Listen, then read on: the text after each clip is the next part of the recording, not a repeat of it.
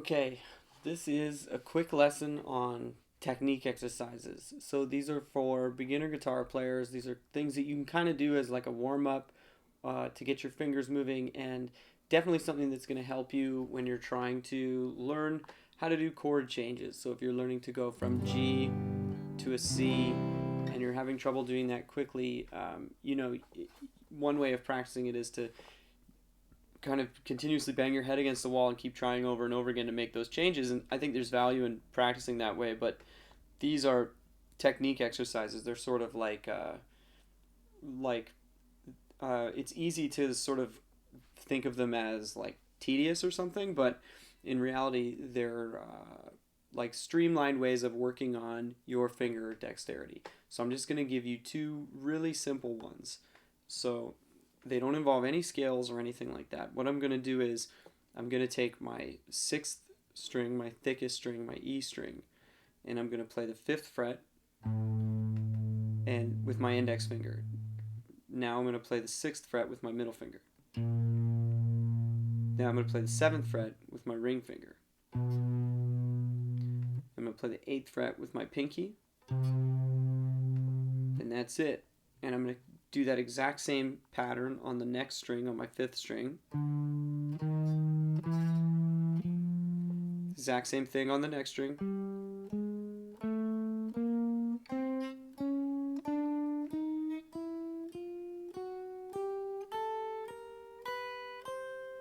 That's it. And once you get to the top, you go back the same way that you came up.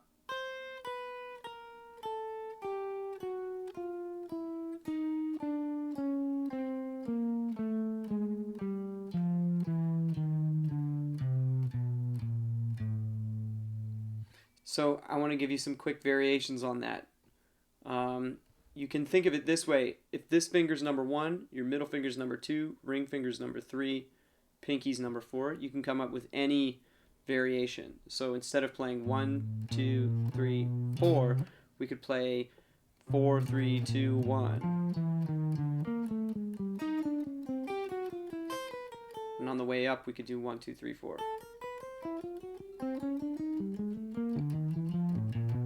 Or you can play some random thing like 1, 4, 2, 3.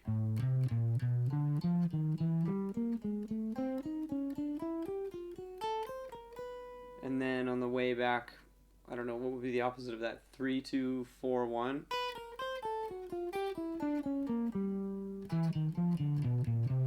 Yeah. Another kind of cool variation is like this.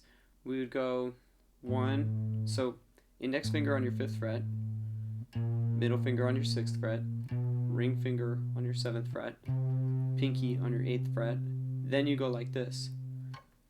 Middle finger on your 6th fret, ring finger on your 7th fret, pinky on your 8th fret, index finger on the 5th fret of your next string, your A string, ring finger on the 6th string, the E string again, 7th fret, pinky on your 8th fret, index finger on the 5th fret of your A string, middle finger on the 6th fret of your A string, pinky on the 8th fret of your E string, your thickest string, index finger on the 5th fret of your A string, middle finger on the 6th fret of your A string, and ring finger on the 7th fret of your A string.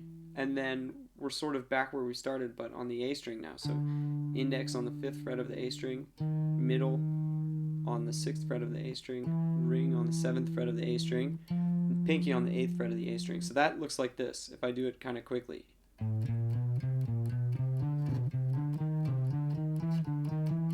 Then we can continue it all the way down the neck.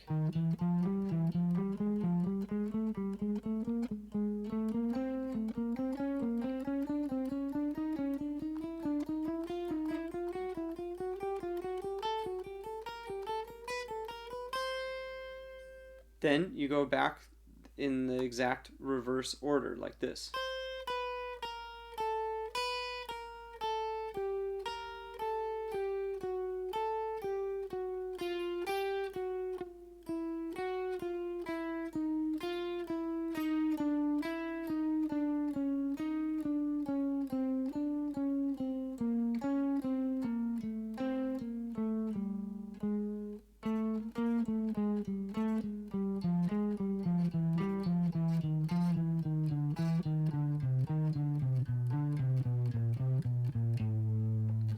screwed it up in the middle there a little, but I got back on track. Hopefully that makes sense.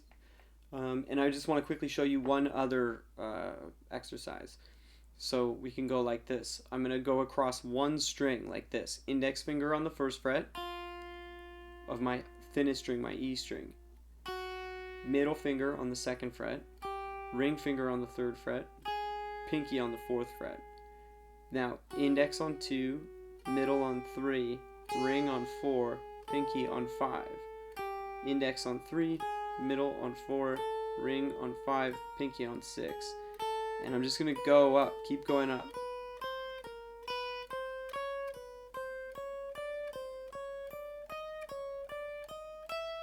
I usually stop at 12 because sometimes my students have like acoustic guitars that don't have cutoffs up here, so it's harder for them to reach their upper frets. But if you want to keep going, you can go all the way to the end of the neck. But I'm going to stop at 12, and I'm going to go back in the opposite order. So pinky on 12, ring on 11, middle on 10, index on 9, pinky on 11, ring on 10, middle on 9, index on 8, and just keep descending.